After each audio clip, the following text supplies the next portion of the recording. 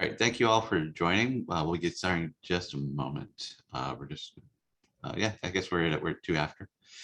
All right, let's go ahead and get started. Welcome to the Donor Cash Forum's launch of the Principles of Interoperability of Data Humanitarian Cash Programming. My name is John Lamb, and I will be assisting in moderation today. Before we get started too much, we do have a little bit of housekeeping. First of all, you will probably notice that your mics are muted. We will ask that if you have questions, please put them in the Q&A box and we will try to answer them. We will be monitoring that throughout, and things that we can answer in real time, we will. Others we will save for the questions at the end. With that, we would like to thank you all for joining, and we would like to thank CALP for hosting this event. It's great to have them here to help us with the platform. And I would like to go ahead and turn over for introductory remarks to Andreas and Ryan. Andreas, go ahead. Thank you, John. Dear ladies and gentlemen, dear colleagues, it's great to be here today. I would like to welcome the audience to the launch of the DCF statement on interoperability of systems and data. And I would like to thank CALP for hosting this event, and of course USAID for co-sponsoring with DG ECHO. We're here today to launch and promote, on behalf of the DCF, a statement setting out our core component of our vision for the future of humanitarian cash assistance, the responsible and secure sharing of data among humanitarian agencies and, where appropriate, social protection systems. Supporting our implementing partner organizations to safely share data among them and to develop systems and structures that facilitate this sharing. This means supporting inter alia interoperability has been a key objective for the DCF donor countries. For us donors, interoperability of data is an issue that is at the intersection of a number of priorities. Not only our grand bargain commitments on cash, increasing collaboration and coordination and sharing information, but also to the spirit of getting more money into the hands of people in need. That's essential for us. Interoperability is also at the heart of our drive to step up the responsible, that's a key word I would like to stress, digitalization of the humanitarian system, to use digital tools to help deliver more effective and accountable aid. And it is a key element for facilitating a way of working in the nexus between development cooperation and humanitarian aid. Building or adapting data collection systems to be interoperable by design helps support the development of new partnerships, particularly those with national security systems, in contexts where we aim for a transition away from emergency support. The benefits to interoperability are clear, crystal clear. For donors, it brings more efficient and effective aid. For implementers, it offers the opportunities of new partnerships. And most importantly, for the beneficiaries, it promises a more inclusive and less onerous delivery of assistance. But the challenges are also evident, from ensuring we put affected people at the heart of our drive for interoperability and make sure that their protection and data rights are always safeguarded and protected, to finding ways to cooperate and work together to overcome the various political, organizational, and governance challenges, which can be the major barrier to greater collaboration around data sharing. Individually, as donors, we have been advocating for interoperability of data amongst our partners and in the programs we finance for a number of years. The statement we are launching today is a first attempt to provide a coherent message on the direction we want humanitarian implementers to take when working on interoperability. It is both a signal of our commitment to working on this issue across the board, but as well a top-level guidance on our expectations and how to go about implementing interoperability. The aim is that this statement will provide a shared vision and goals for our partners to work towards, and through that shared vision, our various investments and programs supporting interoperability will push in the same direction. We will avoid duplicative, parallel, or otherwise incompatible systems developing. But this is only a first step towards interoperability and not the final word. It shows the direction of travel, aims to create political momentum behind interoperability, and to drive efforts to work on organizational and legal cooperation around data sharing. And of course, a lot more technical work will be needed to deliver interoperability on the ground. And this will often be specific to the context or country of operation. This is where we are looking to the people here today, the humanitarian and donor staff working on various emergencies, to build on what is outlined in the statement on principles and to systematically consider how to apply interoperability in practice in your countries of operation. Today's event will start to look at this issue in context through discussions on Ukraine and Yemen, and we hope to build on the momentum created today to continue discussions on interoperability and on the principles set out here in our upcoming programming cycles from 2023. I look forward to an interesting presentation and a very lively debate. Thank you very much for having me today. All right, thank you, Andreas. So it's Andreas Papakonstantinou from ECHO, and we'll be shifting over to Ryan Lawrence from USA in just a moment. One thing I forgot to mention just at the very beginning, this will be a recorded event, so we are recording that. Over to you, Ryan. Thanks, John, and thank you, Andreas. And again, welcome everybody. As the current chair of the Donor Cash Forum, the U.S. is excited and honored to work with our fellow donors towards greater alignment of our respective guidance and advocacy efforts around cash transfer programming.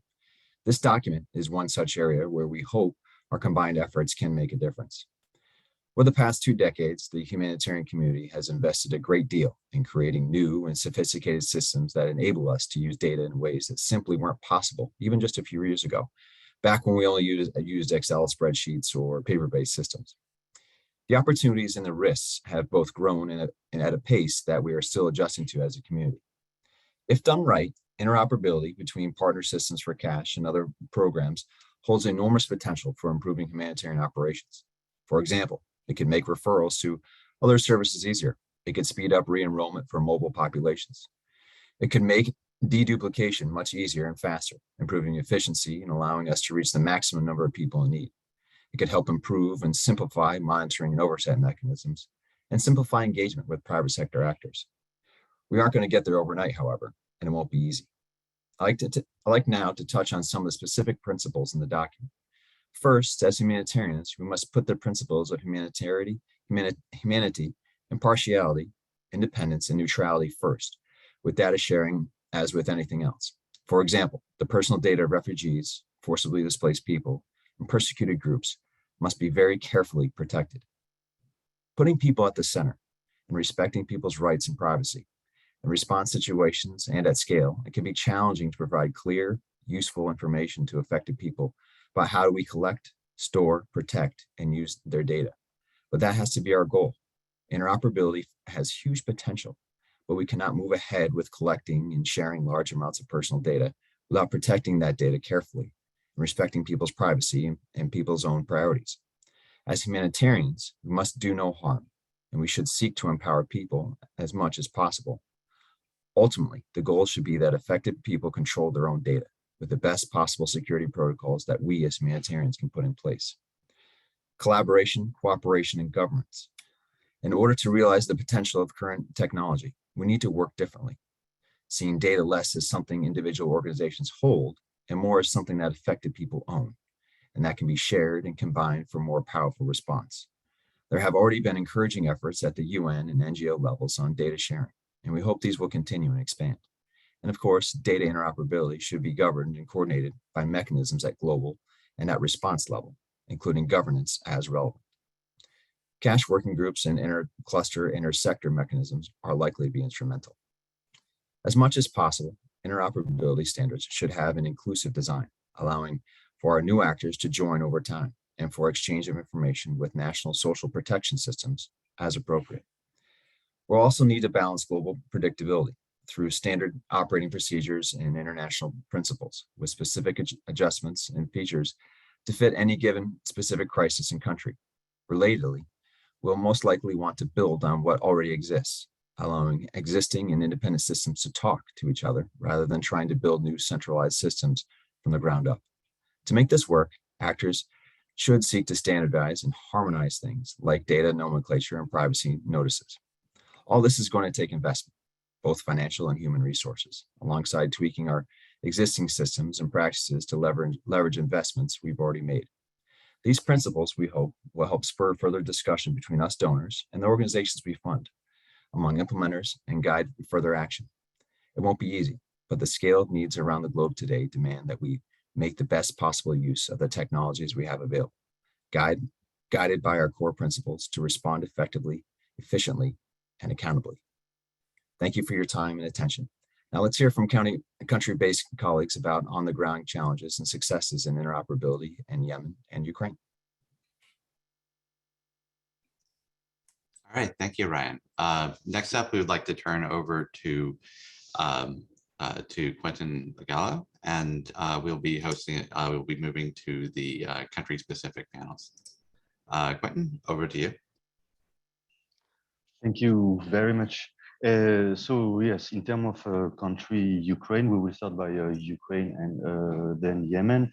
So one of our panelists is unfortunately not online on the Ukraine file. We have his notes, so I will be able to share some of those points. So in Ukraine, 6 months after the Russian invasion, Ukraine has become one of the world's largest humanitarian crises. With the functioning market and strong financial service in place in the territory, so the HCT, the Humanitarian Country Team, prioritized cash and multipurpose cash assistance as the priority modality. And considering the highly digitalized environment in Ukraine, the well-developed social protection scheme, also providing cash assistance, the financial and sustainable scale of the humanitarian response, the need for interoperability of data, and especially the duplication between the humanitarian actors, but also with the National Social Protection Scheme, became a priority for the humanitarian community there. Few weeks after the Russian invasion, there was an informal country-based DCF that was created. This includes the EU, DG ECHO, Germany, Norway, Sweden, Switzerland, the United Kingdom, and the United States. So this was set up to support the coordination, but also the scale up of the response. And to support this, so there was some, the Ukraine DCF agreed on some common donor messaging on the humanitarian cash program in the response in Ukraine. One of them was specifically on interoperability. We prioritize the support. We prioritize support to data responsibility and beneficiary privacy through cash implementers using data registry that are safe, secure, and interoperable to allow a level of data sharing among humanitarian agencies and between them and financial service providers that are safe and secure. So the joint donor statement on interoperability today comes at the right time. So in terms of progress, at the beginning of the crisis, the Ukraine Cash Working Group has rapidly set up some task team. And one of them was specifically looking at registration and duplication. So this is where interoperability has been discussed. Yorgos, what do you think are some of the progress made as of today based on the study that has been conducted recently with the support of the CALP? Good afternoon. Good morning, everyone. My name is Yorgos, and I am CALP's regional representative. The CALP network, together with a wide group of CVA actors operating in Ukraine, took a decision to form a learning group, which would be closely affiliated with the Ukraine cash working group, with the aim to strengthen the ongoing cash response in Ukraine, but also inform other responses globally. So through a democratic process, the group chose 3 thematic priorities for the moment to analyze with the support of 2 researchers. And these thematic papers will contribute to learnings by documenting key lessons learned, emerging critical issues, and provide real-time recommendations. The very first paper actually touches on the interoperability topic, and more specifically with actions related to registration, targeting, and deduplication. So what progress has been made so far, Quentin? Number 1 that the report highlights is scaling up. So when it comes to the speed of scaling up this response with cash assistance at its core, we believe, and this report highlights, that this response has no precedence when it comes to scaling up, and it's because of the creation and usage of self-registration platforms. Such speedy scale-up could not have been reached if agencies had used mainly traditional in-person registration methods. Moreover, it is a fact that self-registration platforms offer the possibility to reach participants in non-governmental control areas and conflict zones, moving away from a response limited by physical access and safety. Another major achievement was operating with governmental referral lists, which allowed the rapid scale-up again for agencies who did not have long presence in the country before the conflict escalation. Now, another major achievement that the report highlights is regarding the duplication efforts, which has also been a success story when it comes to the Ukraine emergency response, and that should be replicated in other future crises. The humanitarian CVA community in the Ukraine response made significant collective steps and progress on the duplication in comparison with other responses. Most of the cash programs reporting to the cash working group are currently using the selected data management system for the duplication, which is called building blocks. And the majority of the cash actors in Ukraine have identified the duplication for registration as a common objective for a centralized data system. So this system was chosen at a cash working group level among 3 other proposed systems through a selection process, and the majority of the actors are moving collectively on this. So even if it can be argued by some that the response could have scaled up faster and the system should be placed faster, the speed of the system rollout has been very, very efficient. These are the main points that when it comes to the progress so far. Great, thanks a lot, Yorgos. So unfortunately, Stuart is no longer there. But for some of the key points highlighted by Stuart, who has been working with OCHA as he's the data team leader. And so he has been working on the crisis since the beginning and supporting the task team on moving forward. So yes, as explained by your so common solution and tool found was a critical one, especially with the building blocks that now is up and running. As of today, we have around something like 9 to 10 partners that are using that platform, knowing that those 9 to 10 partners are covering almost 95% of the MPCA caseload. So the deduplication on the MPCA caseload is as of today kind of up and running.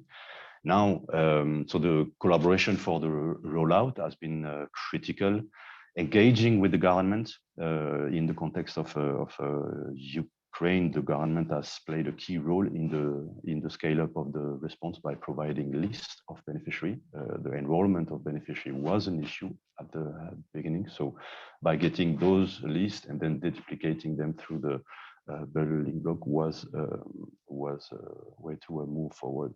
So now the cash working group is engaged on a mapping of processes. And this is to see how MPCA is delivered and to see how, to go on the duplication issues, but maybe going beyond, as we know interoperability is not just about duplication, the critical point, but not only. And so the one of the key element is the duplication SOPs that have been drafted, so that all the cash working group members that want to engage on that interoperability have some clear direction. And then after it's to sign an MOU on the use of duplication. So yes, there has been some progress rapidly, as we have seen, as compared to other humanitarian response. Nevertheless, there are several challenges that still need to be addressed. So data system heterogeneity is one of them, the different beneficiary identification mechanism, the lack of system integration capabilities, the exposure of a system of sensitive information, so related to data protection, quite a lot. And last but not least, that I've listed here, the willingness and openness of sharing data.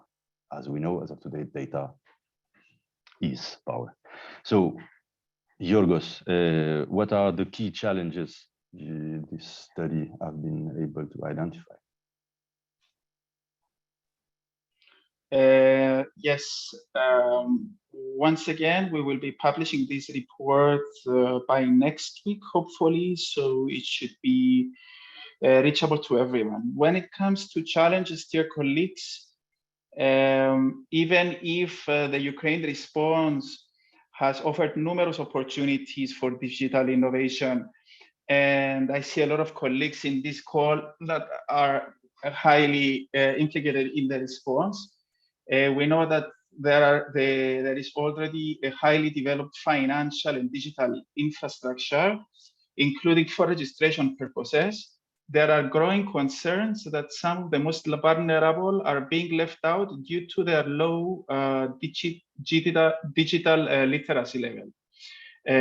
Several key informants express concerns that online self-registration platforms might exclude the most vulnerable from cash assistance.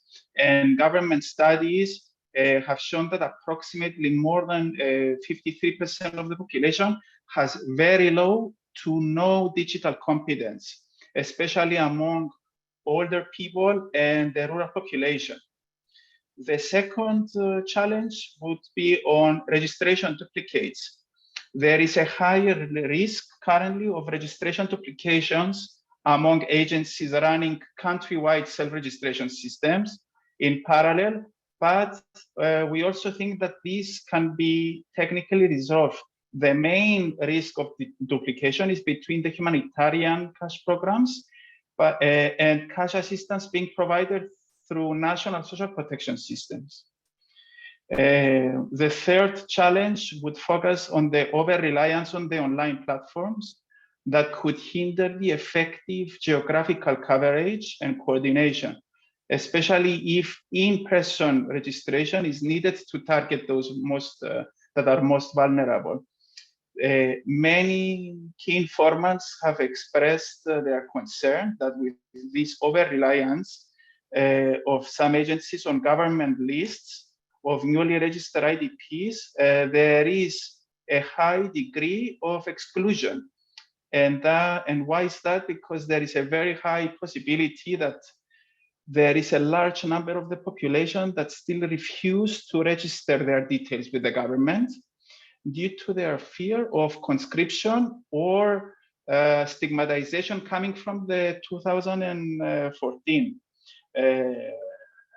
when it comes to IDPs. Moreover, the report highlights that minorities are also said to be structurally excluded from government programs. It also needs to be emphasized that together with a status-based blanket targeting approach, self-registration is not conducive to the inclusion of local organizations as implementing partners, and it's not using the added and strong value in this response. So yes, although the improvements are significant, there is still a long way to move from agency-centered to, let's say, people-centered data governance. At the same time, we have the newly emerging created government-run data management system, which is developed by UNDP and hosted by the Ministry of Digital Transformation.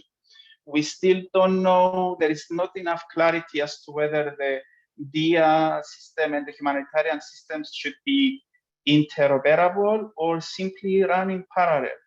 So yes, there are still a lot of challenges when it comes to the interoperability. Great, thanks a lot, Yorgos. So from the point of Stewart, one of the key challenges from the beginning of the crisis, and you will see, yeah, quite similar with many other crises, that there is no common process since the beginning. So most of the partners will use their own data management system. Then after, to make them converge and interoperable is way more complicated instead of having from the start a common system. So this has been a challenge. Nevertheless, as explained by Yorgos, the building blocks has been put in place, and so some ways of sharing the data. So for the deduplication issue in Ukraine, the data point that has been decided is the tax number, because most of the Ukrainians have a tax number. So it's a one data point, which made the work kind of a bit easier to make interoperable the existing data systems with a common one around the building blocks. So now another challenge is how to handle the duplicates once we identify them, how to handle them. And the last is the responsible data management that is not consistent. And this is building and going on the same line than what just Yorgos said, that yeah, there is a need to move toward more people-centered data governance. So in terms of progress, challenge, so as just discussed, some challenges have been addressed, but many more need to be worked out to ensure comprehensive interoperability of data. There is a need to strengthen the deduplication, forecast programming, but deduplication can be done with other sectors and should be done. We are moving on the MPCA file, the multi-purpose cash assistant file, but there is quite a lot of sectoral cash in Ukraine. And once again, deduplication should be ideally done in a holistic way with various sectors and clusters. And so we need to go beyond just the deduplication issues. I'm thinking here of data related to assessment, to monitoring. The release of the common donor message on the Humanitarian Cash Program in response in Ukraine by the Ukraine DCF, and the active engagement of some donors in those platforms, so Cash Working Group and specifically the task team that was working on this this file has been kind of appreciated by most of the actors to understand better what's the position of the donors. So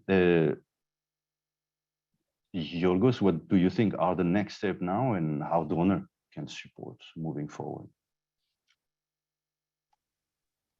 Thank you. I'm reading also the comments in parallel. Yes, the study highlights that we should adopt to a more user-centered and smoother registration approach. Again, multiple organizations providing assistance doesn't mean or doesn't imply multiple registrations if this interoperability system and referrals are done right. there are a lot of discussions. I see Amos also comments. It is recommended that humanitarian organizations currently using self-registration platform, in common registration platforms and a centralized referral system, and the data governance that allows for a caseload division and minimize the duplicative overhead cost. But okay, the EPOM or Docker government run platform could be an option, but several key informants have flagged that there are a lot that would be unwilling to register with the government platform, as reported by many IDPs. Also, other colleagues have reported that for neutrality purposes, many believe that the humanitarian actors should develop or maintain a separate registration capacity if they are to target on or non-government control areas or conflict zones. Most importantly, the report flags that agencies should consider the diversification of the way they register potential participants to ensure that no one is left behind, and that online registration could still be a very valid registration method, along with government referral lists, if we combine it with more traditional ways, so that we could also reach the most vulnerable and the ones that are not so used to use technology, the ones who are less savvy.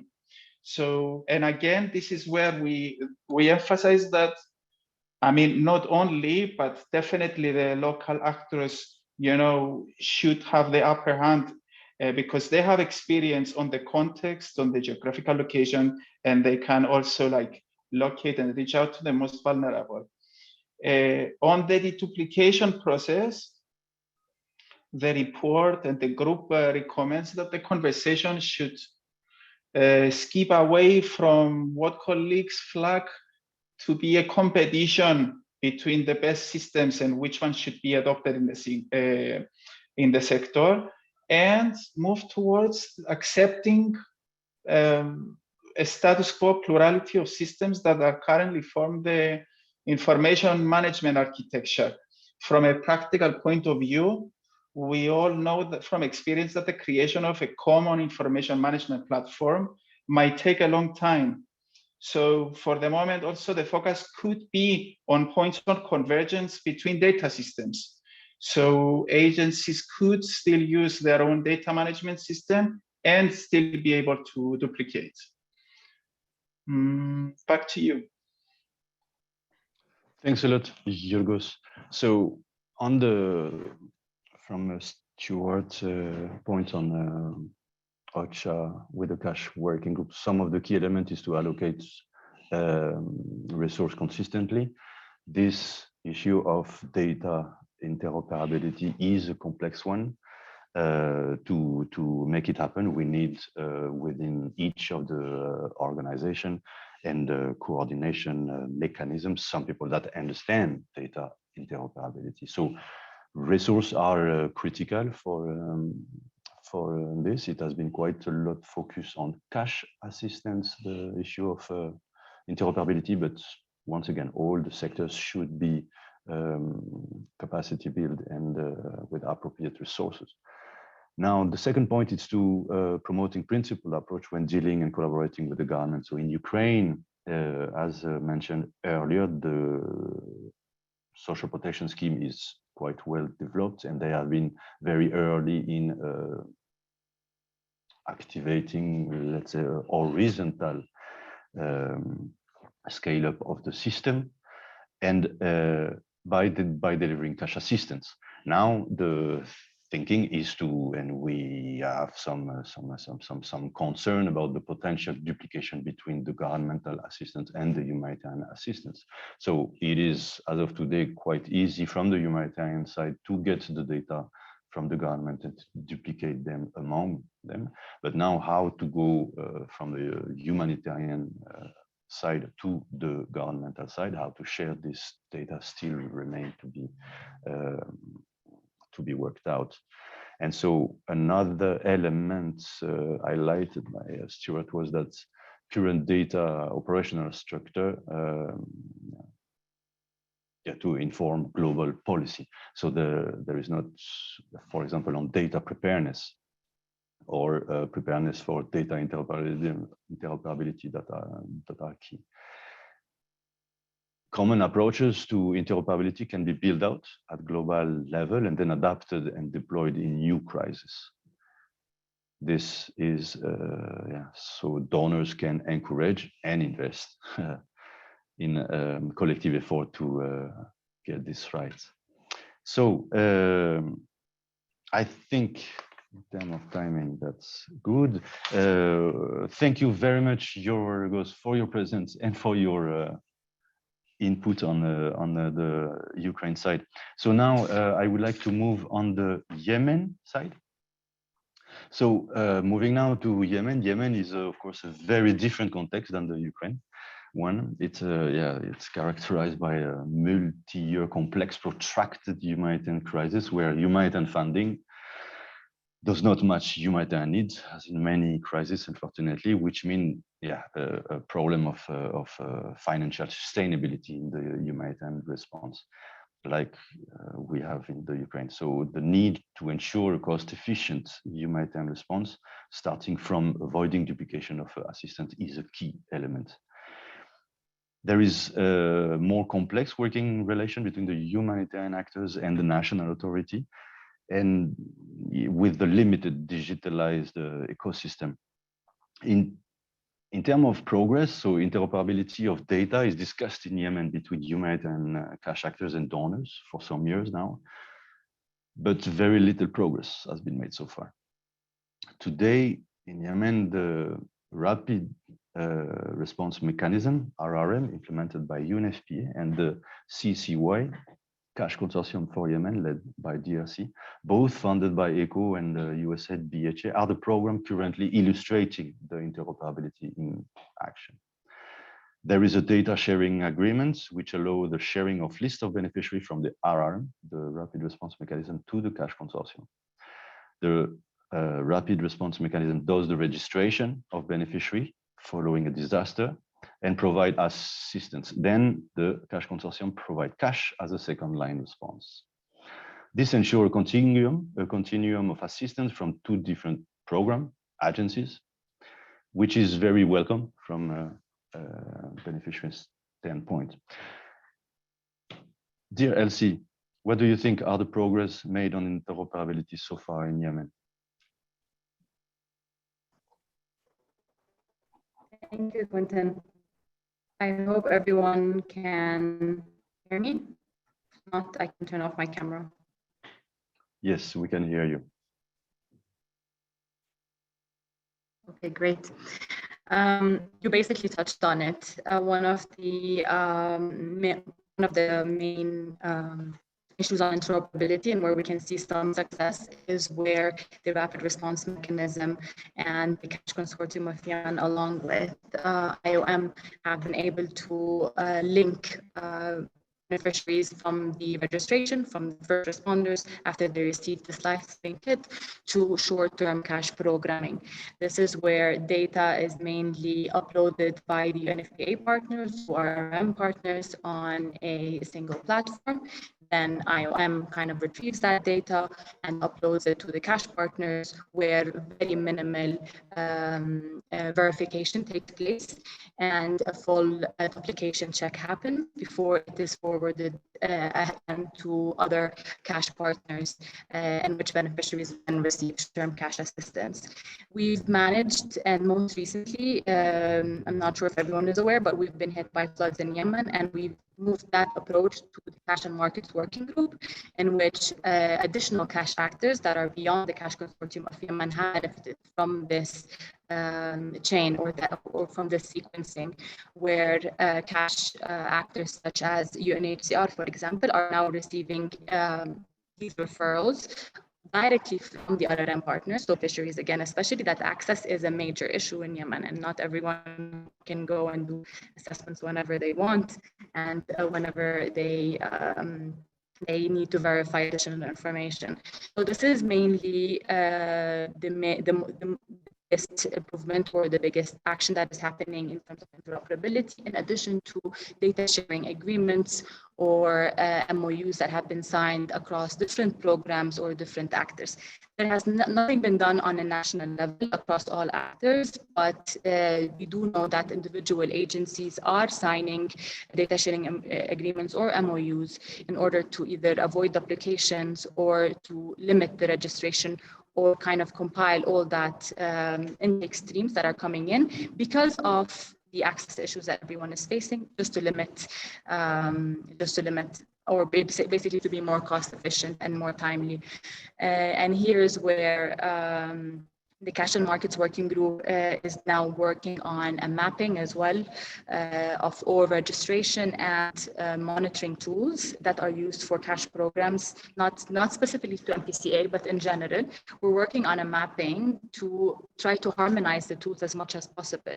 And the main reason we're doing that is because each tool needs to be approved separately, either on a governorate level or on a central level in Yemen. And when you have a Cash and Markets Working Group kind of approving or approaching the government and having one standardized tool across all, then you make sure that the information is kind of streamlined and not one agency is told you cannot collect food consumption score while another agency is told you cannot collect household information data where others can.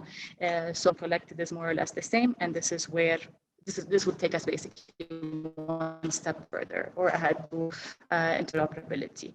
Not a lot has happened. It's truly not as Ukraine. This is a totally different context, and I have more to say on the challenges in the next session. Great, thank you, Elsie. So, Jules, Andreas, from the World Bank perspective, what do you think are the progress as of today in Yemen on interoperability? Thanks, Quentin. Hi, everyone. This is Jewel. I'm from the World Bank. I'm a social protection specialist. I'm here with my colleague, Andreas, who's a task team leader. I've been working in Yemen for about a year. I still feel like I'm new to the program, but Andreas is actually even newer. He's just joined a few months ago. So the World Bank in Yemen provides support to households that are they're covering about 30% of the population. Another large program is WFP's Food Assistance Program. And we are providing support via the UN sort of system, right? UNICEF and UNDP are co-executing with the Social Fund for Development, a national institution, these cash transfers and other social protection programs. It's a very, very different way of working than in other countries, as we cannot engage with the authorities in the same way that we can in other countries, right? So it's a very blue world that working in Yemen for sure. We actually have a report on the nexus of social protection in terms of development and aid that I'll share a link to that actually facilitates the discussion we'll have today. So on progress, I think there's been, besides what Elsie was mentioning, there's been some progress I see in particularly in the UN agencies that have developed MIS and are sharing data with each other for the purpose of making allocations more rationalized, right? We see actually in Yemen that if you, from this paper I mentioned, we see if you count up all coverage of all the programs, the major programs in the country, about 18 or so, you cover more than the population of Yemen. And yet we see that phone surveys have found in 2020 that still about 30% of households don't receive any support. So you see that there's some duplication, but that duplication can be good, right? You actually want more vulnerable households to receive more benefits, to receive more support, right? So households that are more food insecure should receive more benefits. At the moment, there is some movement towards coordinating this better, but again, we really need interoperability to facilitate that sort of decision. We see, for instance, also some activities on the survival minimum exchange basket have been via the Cash Market Working Group. That's been improved since probably the last few years.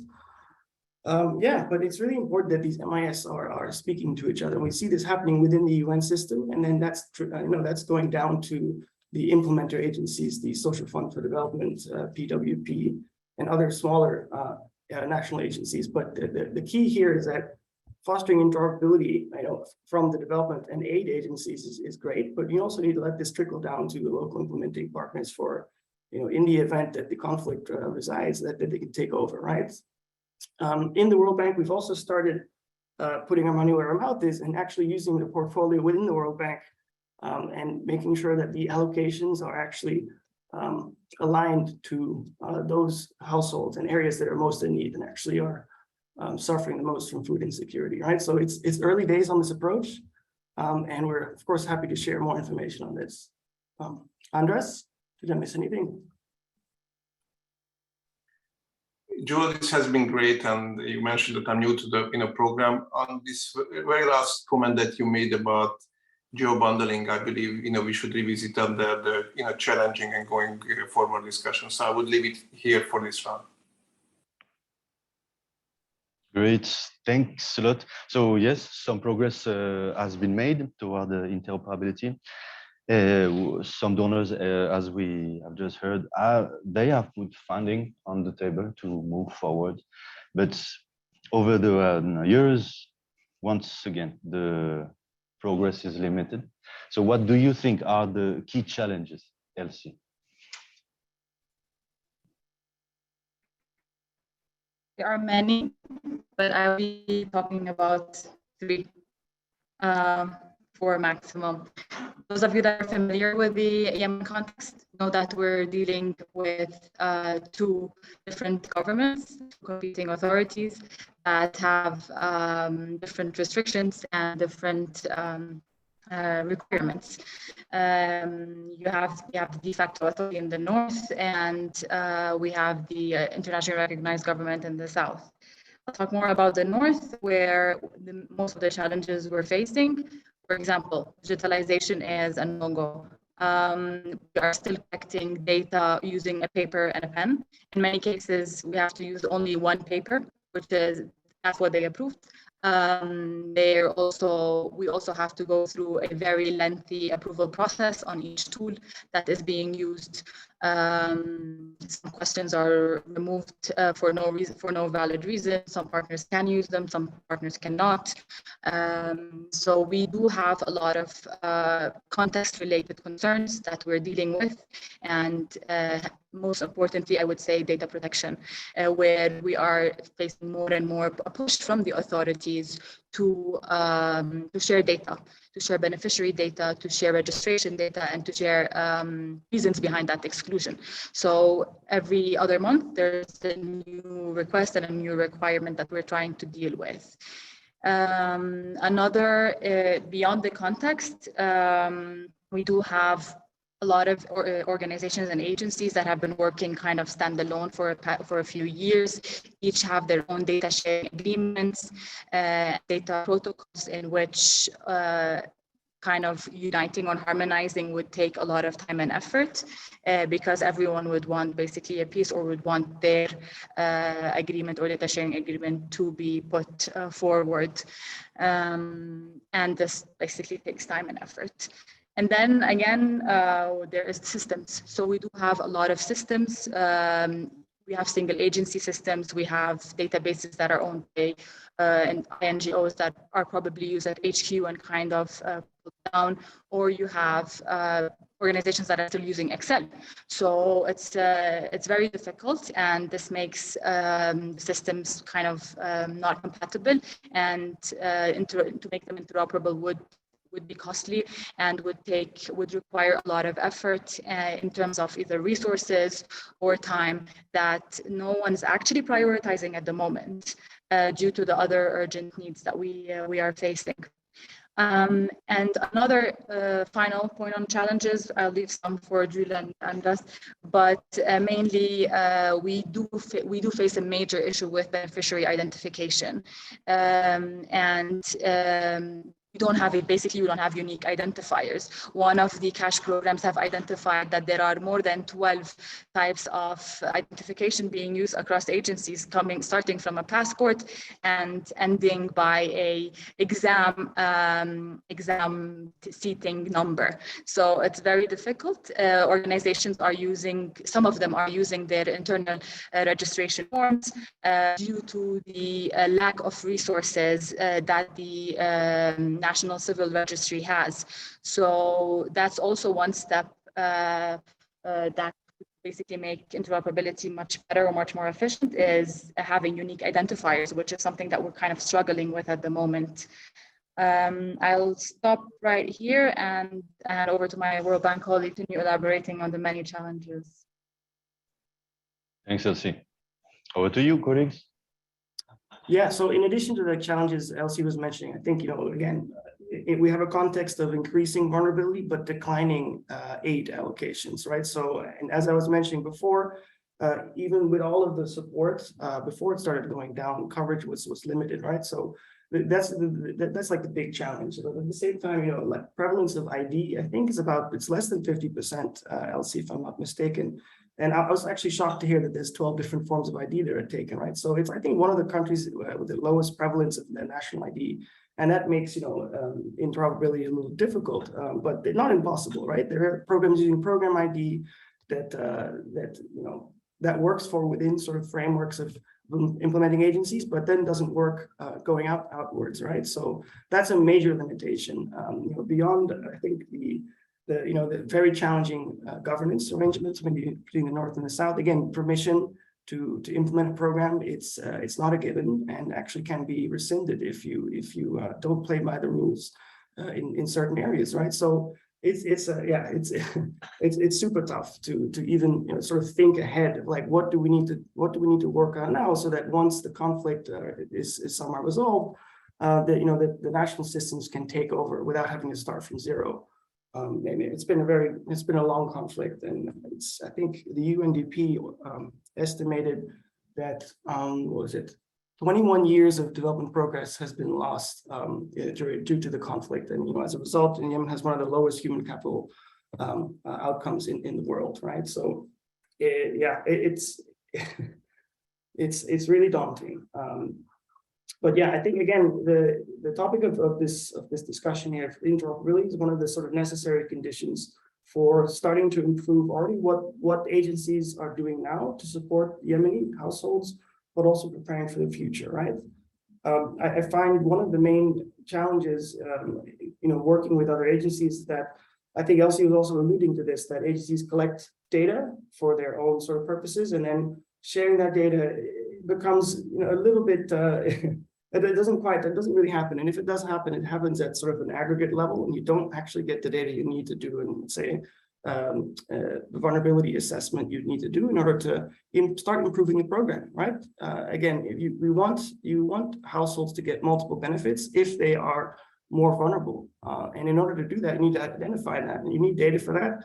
And unfortunately, sometimes we don't see that data being shared when it's a huge public good that it be shared, that other agencies, and not only those agencies that the development agencies, but also local institutions and NGOs that could actually use this to sort of align their programming with the whole universe of what's active in Yemen, right? So besides that, the ID regulatory landscape, there's so many challenges in country. There's also challenges out country for agencies to work together. But I think again the key here is it's really starting and making agreements and then following them up and sharing data across these agencies.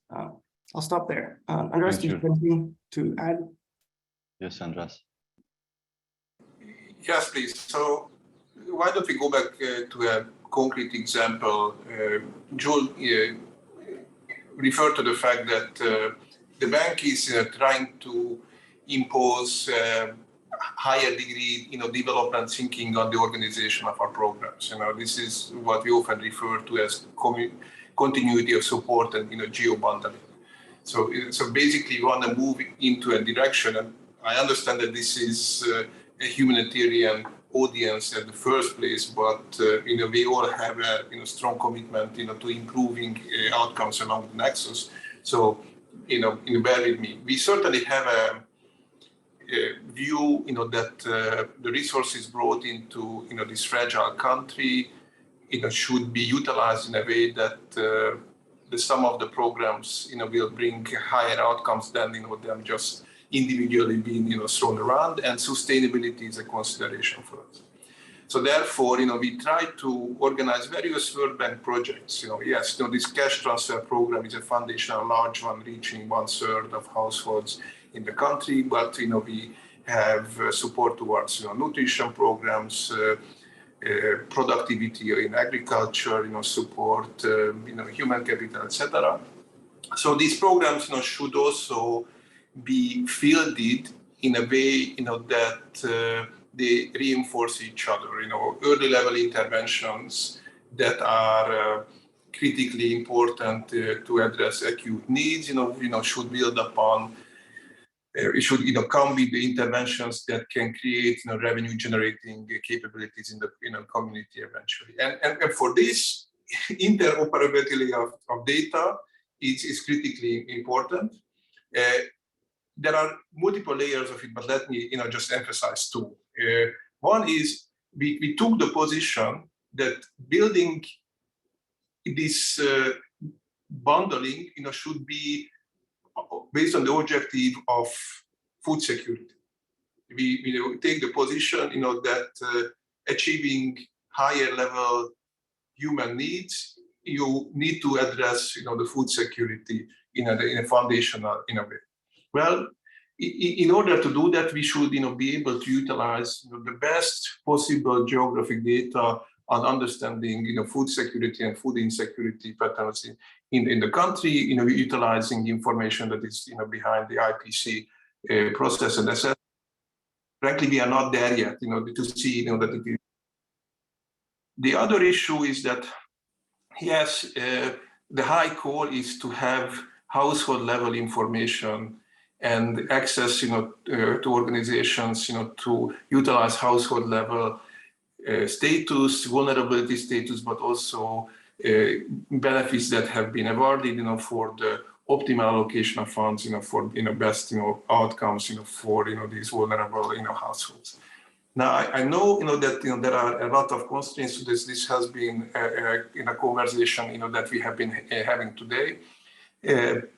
I would argue that while I completely identify, the importance of data privacy and data safety issues, especially in a fragile, context, we also see that parties in the conflict, try to claim the importance of no sharing, based on the security principles, whereas the underlying objective is to control, beneficiary list rather than, protecting data and protecting, vulnerability. I don't think that we can easily address that. But there is one, way to, think about this. And I'm not sharing an institutional idea or position here, but, certainly something to think about. Yes, I just claimed, that I'm new to Yemen, but I'm coming from multiple years working in Afghanistan. So some experience in this, in a fragile context. We just mentioned that working out of government databases and government beneficiary lists, would not provide, full coverage, because of the reluctance of, being registered in government, databases. On the other hand, we all know that humanitarian agencies and UN agencies, NGOs, with their own, data standards, have, issues, sharing data in effective ways. One could argue that the effective solution is, somewhere in between. And in fragile, settings, you could imagine building something what I call off-budget social registry. So basically developing institutions that would be able to build as high coverage of information about potential beneficiaries using household level, foundations as possible. We would need to have strong governance, data protection practices, ownership behind these institutions, and then I believe not with a mandate, but with the option for humanitarian organizations to draw on, this underlying off-budget social registry, we could improve, data interoperability. So I'm finishing out, just last sentence, at the end of the day, we are talking about these 10 principles about interoperability in humanitarian action. I would emphasize principles number 5, governance, and principle number 10, invest in interoperability. So I'm somewhat skeptical about cross-institutional setting and sharing and standards harmonization solving the problem. I believe that investing in core institutions that can handle this sharing in a particular country setting, especially fragile country setting, may be the way to go. And I kind of jumped into the next steps discussion, but yes, sorry. Exactly. And yeah, for the sake of time, we will need to wrap up on that one. So yes, you have already touched on some of the what would be needed in the context of Yemen and maybe beyond. Yeah, from a donor point of view, it is important that partners sees the benefit of interoperability of data, such as increased efficiency and accountability, as stated in the DCF statement today. So, and what we would like to see is, you have talked about that, is linking, especially as of today, which is very high on the agenda, linking humanitarian cash to social protection, to have this interaction between the humanitarian sphere and social protection sphere. So in the case of Yemen, how do you think we could move forward on this one and on linking the improving the interoperability between humanitarian partner, but also with the existing social protection mechanism, how to bring on board partner on this, and what kind of, what would be needed from the donors to move forward on this. Elsie, so for the sake of timing, just 2 minutes. Thanks, Elsie. I'm going to leave the social protection for the social protection experts. I'm going to talk about cash markets working group perspective.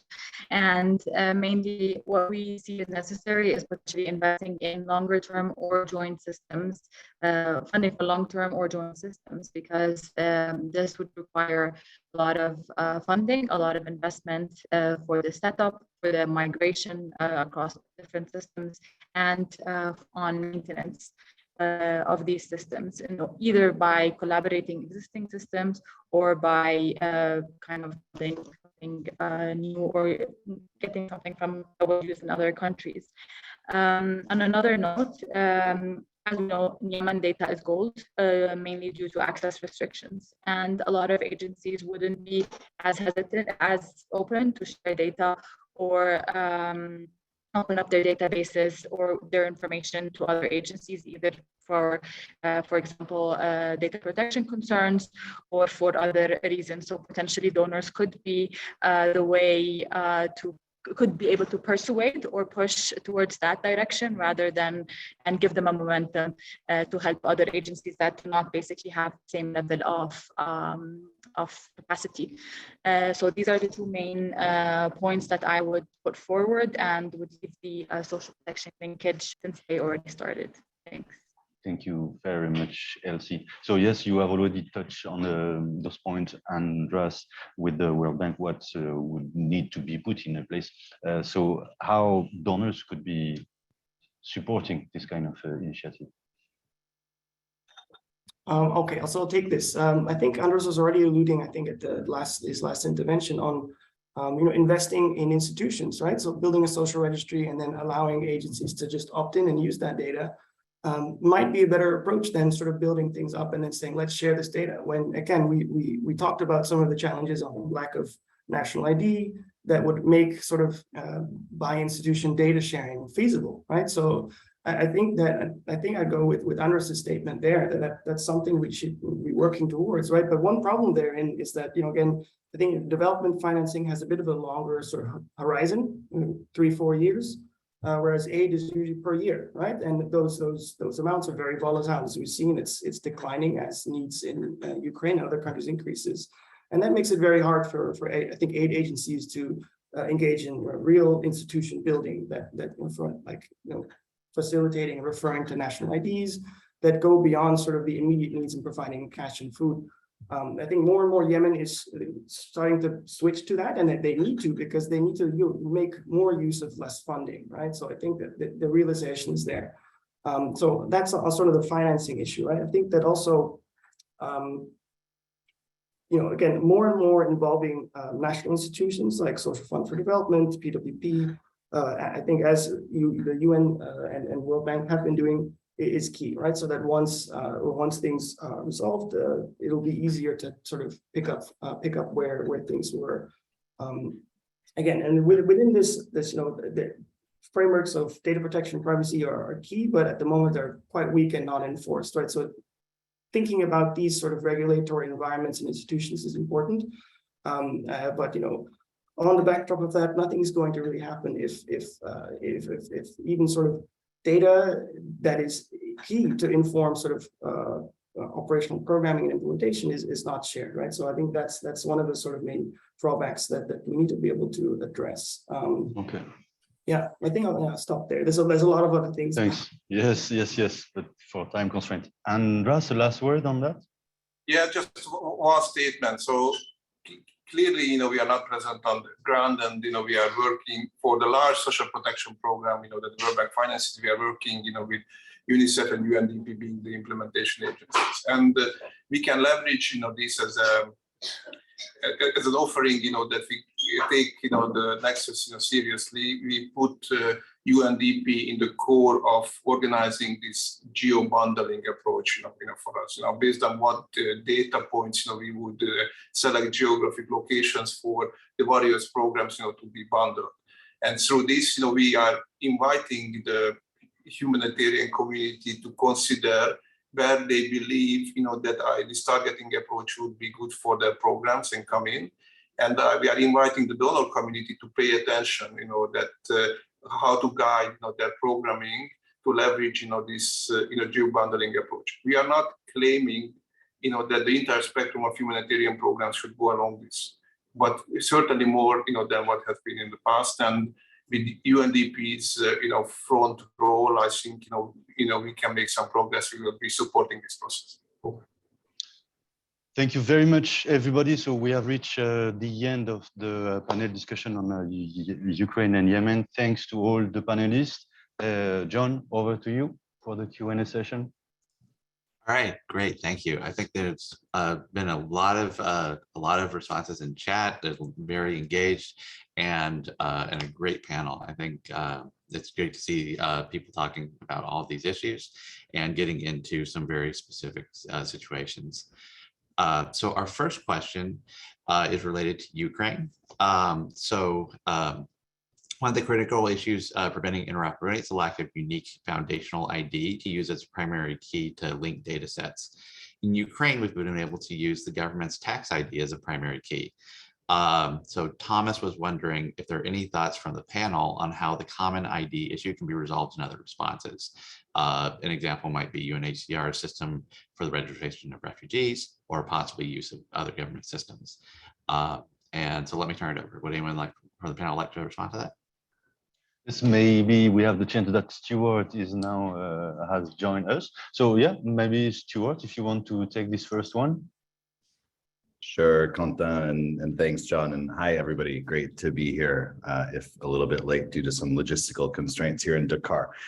So I'm Stuart Campo, and I work with the OCHA Center for Humanitarian Data based in The Hague. And we've been supporting our team in Ukraine from the outset of the crisis on these and other related issues. I think to Thomas's question, and a few colleagues actually commented in the chat in the vein of what I was planning to say, this is less of a technology issue and more of a governance and sort of collective action issue. So there are some solutions that have been trialed in different contexts under the banner of the UNCCS.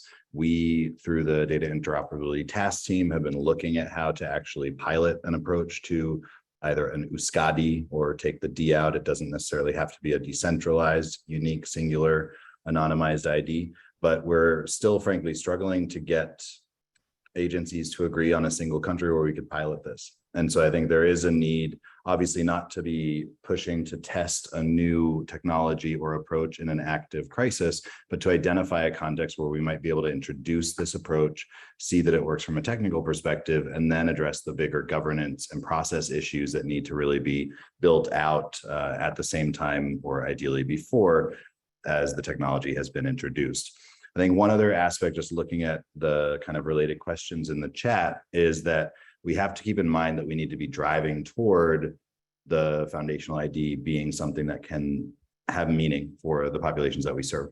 So this really requires strong engagement, or at least understanding of social protection systems, strong engagement with government counterparts and other key actors that influence not just the tech, but also the policy frameworks around the use of this tech, so that we have a clear understanding of how to do this in a people-centered way, but also in a way that will not create sort of negative externalities or knock-on effects for individuals who have been involved in receiving humanitarian cash assistance, but then might be transitioned to a social protection program, and have that kind of follow them in terms of the legacy of the assistance they've received.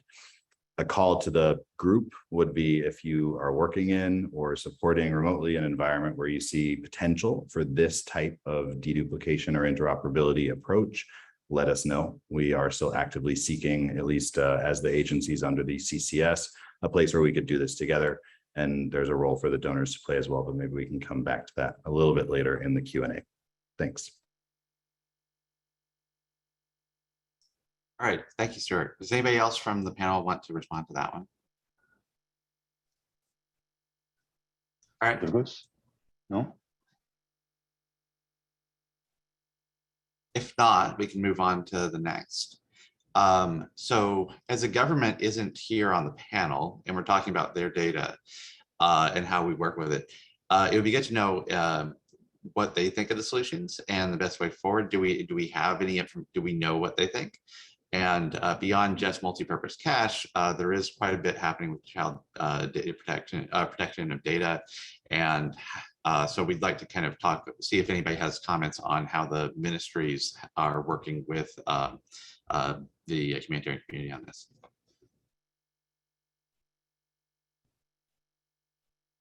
Anyone want to fill that?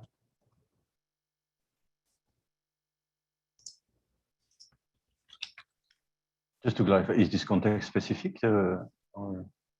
Well, if you have any specific thoughts on either the Ukraine or the Yemen context, then feel free to provide them. If not, then you're welcome to talk about this part more generally.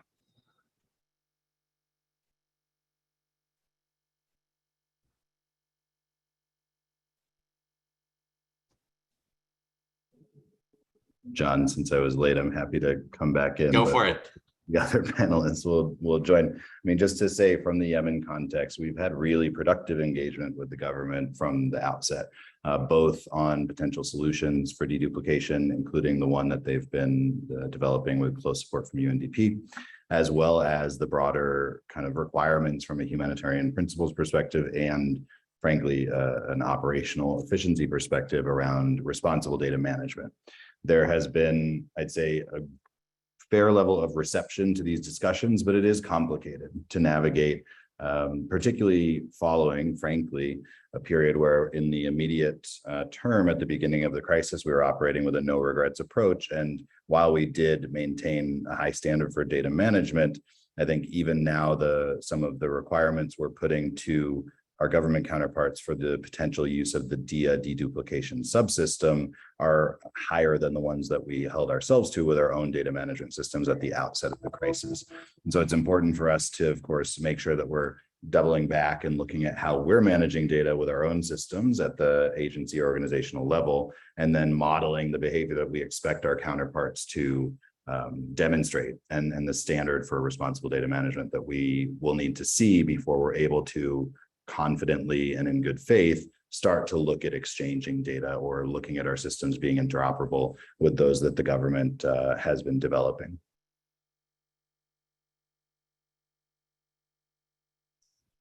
All right, thank you, Stuart. Would anyone else like to add on that?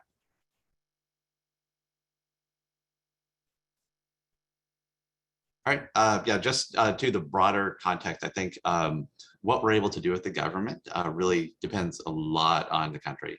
So stepping kind of further back, there are some countries where this is very sophisticated, and you know, they've got these shock responsive safety nets that they've been working on for many years. In other cases, less so. So I think we are, what we want is for people in their country to know what the options are. And to the extent that we can be proactive in helping building those things, I think we're looking to do it. One good example of that would probably be the work in Haiti with CMAST, where there's been a lot of engagement between the Social Protection Registry and humanitarian actors. Another topic that's come up a lot in the Q&A is who owns the data. And so I think we've got multiple questions that have been about this, but one of the big priorities within the DCF statement is increasing control over data for beneficiaries. Would anyone like to talk about how we can do that, or how it applies to the context where you all are working?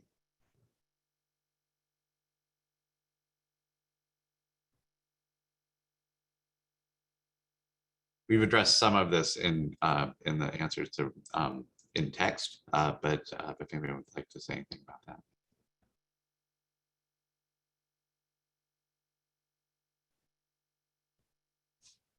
If not, I can say a little bit.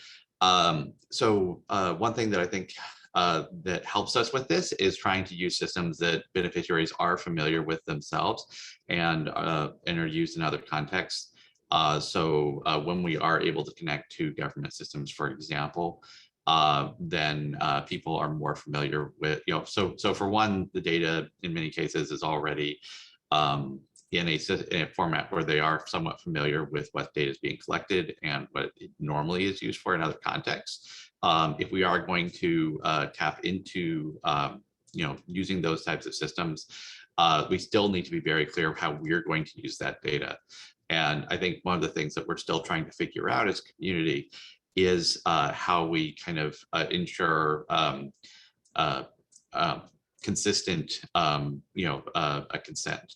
Consent's very difficult in humanitarian context, especially because of the power dynamics, recognizing that people can't opt out when, it's feeding their family, or, getting access to health services or any other these kind of critical goods and services they need for their families. So we do recognize that. We have to think through what consent really means in this context and what we can consistently offer. And then I think the other piece that we don't do very well is that when we already have the data, what happens after that becomes kind of a black box for beneficiaries in many cases. So if we are going to say, oh, well, we're changing our data sharing arrangements with other organizations, there are a lot of implications there. And recognizing if we're using third-party software, what, if any, permissions they have for using the information.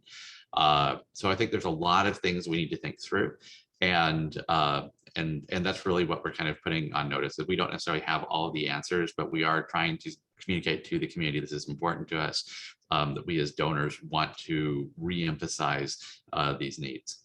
Stuart, I saw your hands up. Do you want to answer that comment as well? Yeah, just actually building on what you were just saying, John, just to say that there's some interesting research underway that started recently through the Common Cash Delivery Network with World Vision and other partners, looking at data portability specifically. And they've been interviewing colleagues across the sector to try to understand what a better approach to this would look like. And I mean, I can't speak on behalf of the project team, but based on the conversations I had with them, I think we'll really learn quite a lot about the prospects and pitfalls here, what's going to be possible operationally, even though that might not be quite to a gold standard, and what the more aspirational approach of a kind of common standard for this in the sector would be. And that's really welcome, because it's certainly a discussion that is happening in the two contexts that this call is focused on. It's a discussion that we're brought into regularly in our role as a center and as OCHA to try to help, coordinate discussions on this issue. But institutions are still struggling, as you said, to get it right. And hopefully that research can shed some light on paths forward. Hey, Stuart, yeah, I'd be really interested to see what comes out of that discussion, because we've come across this issue where there was an intention to share data, but there was no consent from the person in the household that the data was gathered from, that shared data would be shared with this other institution. So then you'd need to go back and ask if that was okay. And of course, that can be done in the next data collection round. But then does that apply to the data going backwards? Probably not, right? So you have to think about these challenges. but always keeping in mind sort of the household consent that's provided, right? And I think it's done differently in other countries where I think it's not so contentious, but in Yemen for sure it's very contentious. I think the authorities are very strict on following guidelines and rules that they've set out for the agencies and institutions to follow. So it's a volatile situation to sort of tiptoe around. So as Stuart is saying, I'd be very interested to see what comes out of that discussion, because it's definitely a challenge that we are facing now. We're trying to see how we can overcome that, but at the same time sort of respect data protection privacy in Yemen.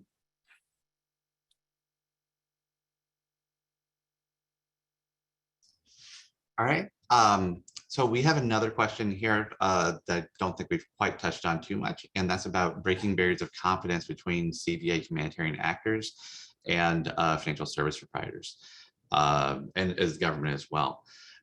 Do you all have any tips on how we can improve coordination in that aspect? So helping build confidence between humanitarian actors and the other key stakeholders that we need to engage with in order to implement this type of programming.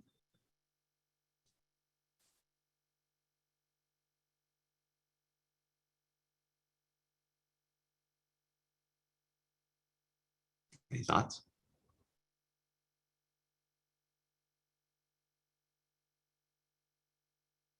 All right. Well, I guess we can acknowledge that one is it is a challenge. We do know that it's necessary. We do know that there are historically some challenges in how we communicate. I think framing our requirements as humanitarians to the private sector and to financial service providers in particular, but also tech service providers as well, and the overlap between the two. I think that is something that we sometimes struggle with. The way we talk about things isn't always the way that they're going to understand the issues in terms of like how to build out a system. So I think that is something that we have to work on. And of course, government relationships are always very important. And I think one of the things that we do need to recognize is that increasingly the large preponderance of funding is going to long-term emergencies or long-term crises. So these are places where possible, we need to be thinking longer term. We need to be thinking about how to, not just how to take care of things right now, but what the needs of the response are going to be. And that can be difficult because especially if you talk about, say, a displacement context, governments don't always want to talk about what's going to happen in 5 years when the refugees or the migrants or whomever still here, because they don't want to think they will be here. But in practice, I think we have to recognize some of the operational realities, and while still being diplomatic, be able to talk about kind of how we can work long term together.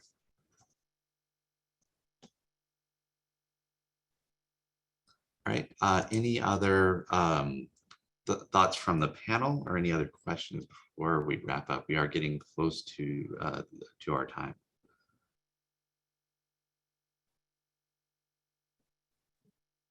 John, maybe just one thought from my side, and also a shameless plug for a process that we're initiating this month to revise the IASC operational guidance on data responsibility.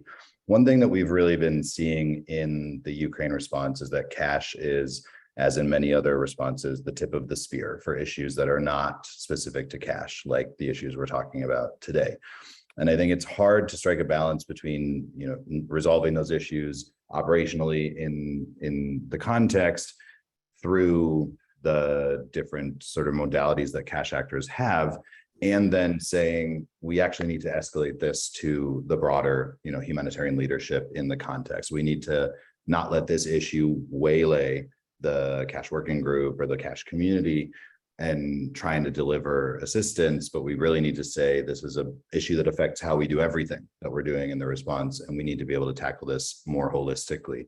And it's not something that there's a clear approach to, but I do think, one thing we're going to try to do as we revise that IASC framework is think about this kind of toggling between response-wide issues around data and more sort of sector or cluster specific issues that will manifest in different ways, but are really signs of the same challenge.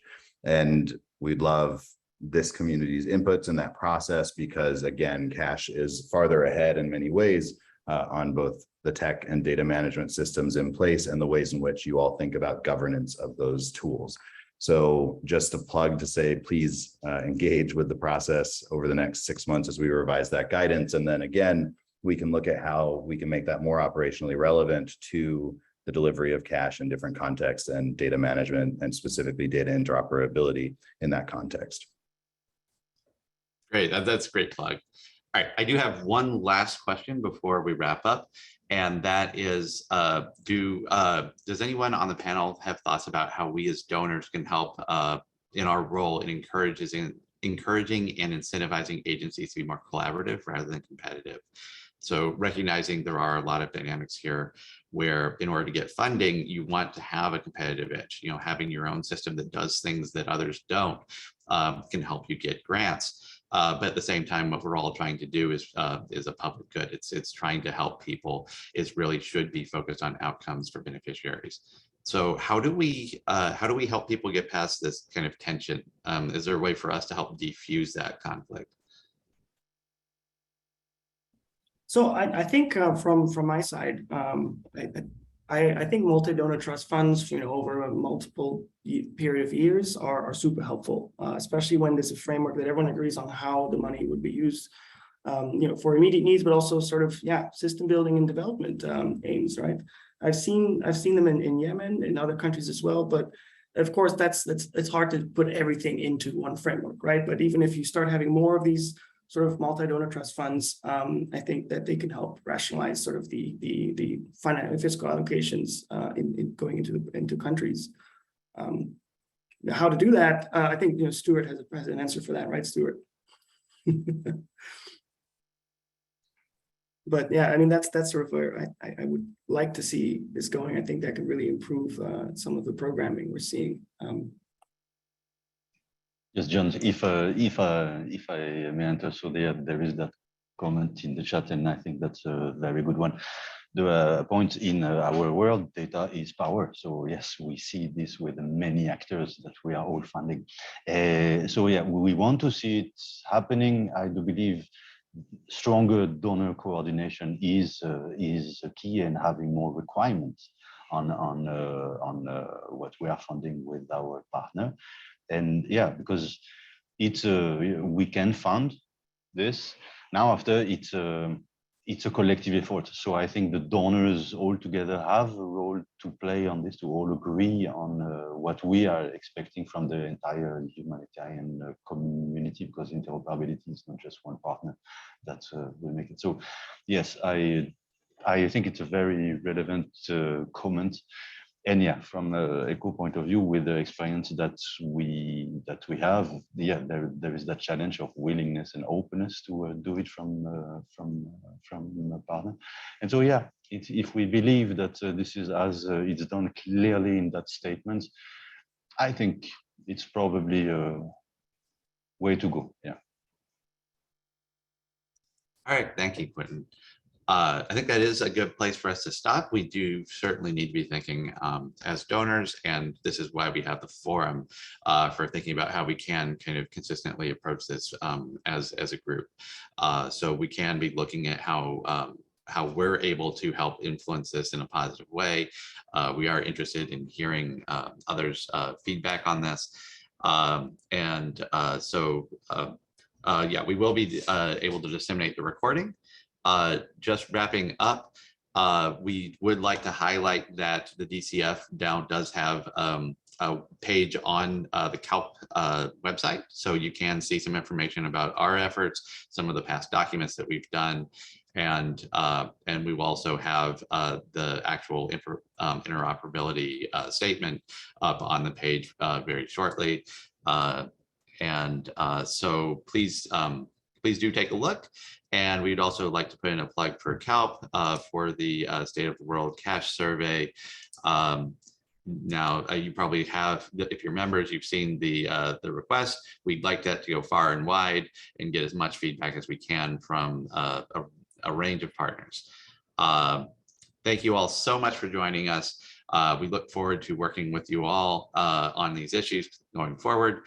and this fantastic number in terms of attendance. Thank you all for joining. That's it. Let's go forward, right? Thank you.